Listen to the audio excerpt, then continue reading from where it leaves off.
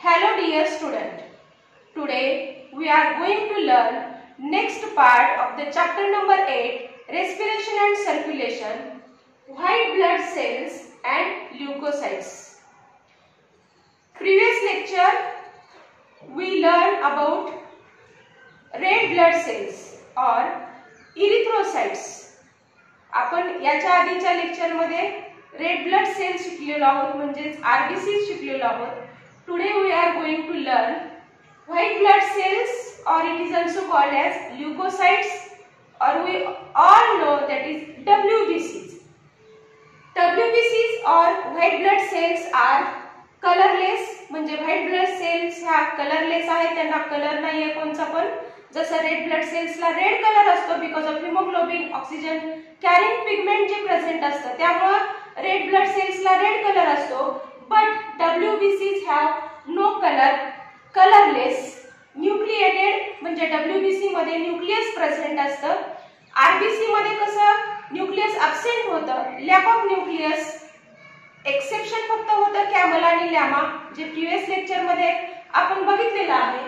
But in WBCs nucleated WBC ह्या ज्या आहेत ते न्यूक्लियस प्रेझेंट असतं, that's why nucleated. Amoeboidal cells larger than the RBCs, म्हणजे WBC ह्या अमिबा सारख्या शेपच्या किंवा अमिबॉइडल शेपच्या सेल्स असतात आणि लार्जर दॅन द RBC म्हणजे RBC पेक्षा मोठ्या सेल्स असतात. RBC आपण पाहिलेला आहे की सर्क्युलर आहेत. जर डिफरन्स जर बघायचा म्हणलं तर इथंच डिफरन्स आपल्याला दिसतोय. Right down the difference between RBCs and WBCs असं जर विचारलं तर RBC कशा आहेत तर रेड कलर्ड आहेत, WBC कलरलेस आहेत. RBC ज्या आहेत त्याच्यामध्ये इन्यूक्लिएटेड आहेत, म्हणजे न्यूक्लियस अब्सेंट असतं. एक्सेप्शन आपल्याला माहित आहे कॅमल आणि लॅमा. तसं WBC ह्या ज्या आहेत ते न्यूक्लिएटेड आहेत, हा डिफरन्स निघतो. तसंच RBC इज सर्क्युलर शेप, म्हणजे RBC चा शेप आहे त्याला सर्क्युलर शेप आहे, पण WBC ला मात्र शेप नाहीये. अमिबॉइडल शेप म्हटलेला आहे, इरेग्युलर शेप असतो. अमिबॉइडल शेप म्हणजेच काय तर irregular shape. Larger than the RBCs म्हणजे RBC च्या पेक्षा मोठ्या WBC चा आकार असतो. and due to this amoeboidal structure WBC can move out capillary wall. That concept are called as diaphysis. म्हणजे इथे डायप्डेसिस ही कन्सेप्ट आलेली आहे, खूप महत्त्वाची कन्सेप्ट आलेली आहे. एक मार्काला बोर्डाच्या परीक्षेमध्ये विचारलं जाऊ शकतं व्हॉट इज डायप्डेसिस असं विचारलं जाऊ शकतं. डायप्डेसिस म्हणजे काय आहे तर it is a amoeboidal movement. म्हणजेच काय आहे तर WBC due to their amoeboidal structure they can move out through the capillaries, म्हणजे ते कॅपिलरीच्या बाहेर मूव्ह आउट करू शकतात. आणि हे कशामुळे मूवमेंट आहे त्यांच्या स्ट्रक्चरमुळे. त्यांचं स्ट्रक्चर अमिबा सारखं असतं, त्यामुळे ते कॅपिलरी वॉलच्या बाहेर येऊ जाऊ शकतात किंवा कुठेही बॉडीमध्ये ते येऊ जाऊ शकतात. अशा प्रकारचं त्यांचं मूवमेंट आहे. म्हणून त्या मूवमेंटला त्यांच्या ज्या मूवमेंट आहे, कसली मूवमेंट आहे अमिबॉइडल मूवमेंट आपण असं त्याला म्हणूयात. Due to their amoeboidal structure that movement are called as diapedesis, म्हणजे त्या मूवमेंटला काय म्हणतात डायप्डेसिस असं म्हणतात. स्क्रीनवर पण तुम्हाला डायप्डेसिस दिसत आहे. कॅपिलरी वॉल आहे, कॅपिलरी वॉलच्या मधून अमिबॉइडल ज्या सेल्स आहेत, म्हणजेच ज्या WBC अमिबॉइडल स्ट्रक्चर सारख्या ज्या सेल्स आहेत त्या कॅपिलरी वॉल मधून आपल्याला बाहेर येताना दिसत आहेत.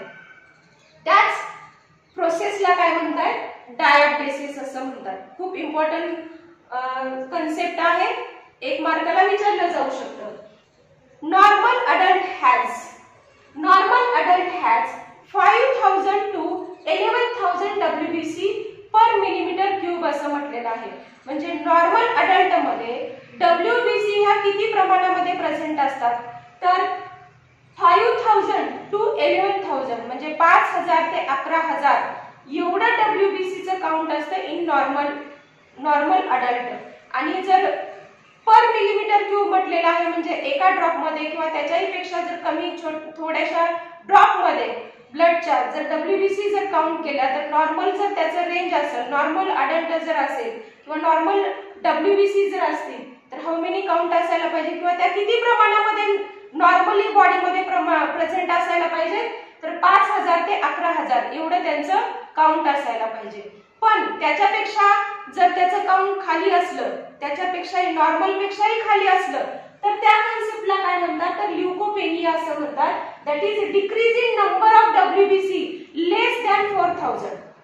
म्हणजेच काय म्हटलेलं आहे इथं, WBC चं जेवढं जे नॉर्मल काउंट असायला पाहिजे त्याच्याही पेक्षा जर WBC बॉडीमध्ये जर कमी झाल्या, आणि कमी किती झाल्या, लेस दॅन 4000.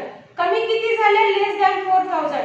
4000 पेक्षा जर त्या कमी झाल्या तर त्या कंडिशनला काय म्हणतात, ल्युकोपेनिया असं म्हणतात. त्या कंडिशनला काय म्हणतात, ल्युकोपेनिया असं म्हणतात. आणि ही कंडिशन शरीरामध्ये कधी उद्भवू शकते, जर एखाद्या वेळेस बॉडीमध्ये एखादा डिसीज झालेला असेल, डिसऑर्डर झालेला असेल, decreasing count, decreasing number of WBC that is less than 4000, that is concept are called as leukopenia. आणि हे कधी होऊ शकतं बॉडीमध्ये, it is common in HIV, AIDS, TB that is tuberculosis and radiations and shock. म्हणजेच बॉडीमध्ये ज्यावेळेस एखाद्या पर्सनला HIV झालेला असेल, एड्स झालेला असेल, ट्युबरक्युलोसिस असेल, किंवा त्या एखाद्या पर्सनला, एखाद्या पेशंटला रेडिएशनची ट्रीटमेंट चालू असेल किंवा शॉकची ट्रीटमेंट चालू असेल, ह्या वेळेस हा WBC जो काउंट आहे तो डिक्रीज होऊ शकतो. आणि त्या कंडिशनला काय म्हणतात, ल्युकोपेनिया असं म्हणतात. एक मार्काला हे विचारलं जाऊ शकतं. Then ल्युकोसायटोसिस.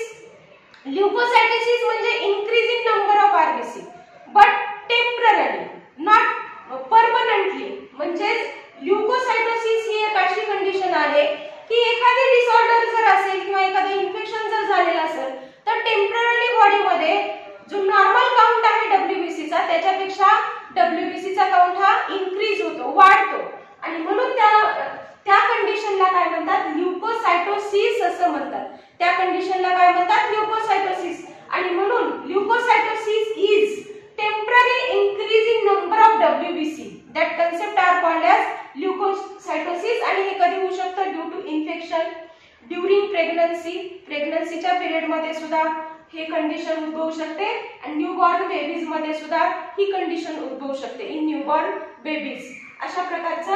Then when increasing number of WBC but it uncontrolled, म्हणजे आपल्या कंट्रोलच्या बाहेर जर कंटिन्युअस WBC इन्क्रीज होत असतील, तर त्या कंडिशनला ल्युकेमिया असं म्हणतात. म्हणजेच ल्युकेमिया म्हणजे काय, uncontrolled increase in number of WBC is a type of blood cancer. म्हणजे बॉडीमध्ये जर WBC चं जे काउंट आहे किंवा WBC ची संख्या आहे ती इन्क्रीज होत असेल, अनकंट्रोल्ड असेल, भरपूर प्रमाणामध्ये WBC जर इन्क्रीज होत असेल, ते आवाक्याच्या बाहेर जर असेल, तर मात्र त्यावेळेस बॉडीमध्ये ब्लड कॅन्सर होतो किंवा त्या कंडिशनला ब्लड कॅन्सर असं म्हणतात. आणि त्यालाच ल्युकेमिया असं म्हणतात. Leukaemia is a type of blood cancer. Leukaemia is a type of blood cancer. आणि त्याच्यामध्ये काय होतंय, तर WBC हा अनकंट्रोल्ड इन्क्रीज होते. Uncontrolled increase of WBC that is called as leukaemia, that is called as blood cancer. आणि WBC हे काय आहे, तर आपलं डिफेन्स मेकॅनिझम आहे. म्हणजे आपल्या शरीरामध्ये इन्फेक्शन असेल किंवा आपल्या शरीरामध्ये डिसीज एखादा झालेला असेल, डिसऑर्डर असेल, तर त्याच्या विरुद्ध लढणारी जी यंत्रणा आपल्या शरीरामध्ये कुठली असते, तर ती WBC असते. म्हणून या WBC ला काय म्हणतात, डिफेन्स मेकॅनिझम. डिफेन्स मेकॅनिझम आहे म्हणून ते आपल्या बॉडीला काय देण्याचं काम करते, तर प्रोटेक्शन देण्याचं काम करते. मी आशा करते की तुम्हाला हा टॉपिक समजला असेल. तर व्हिडिओला लाईक, शेअर आणि सबस्क्राईब करायला विसरू नका. थँक्यू.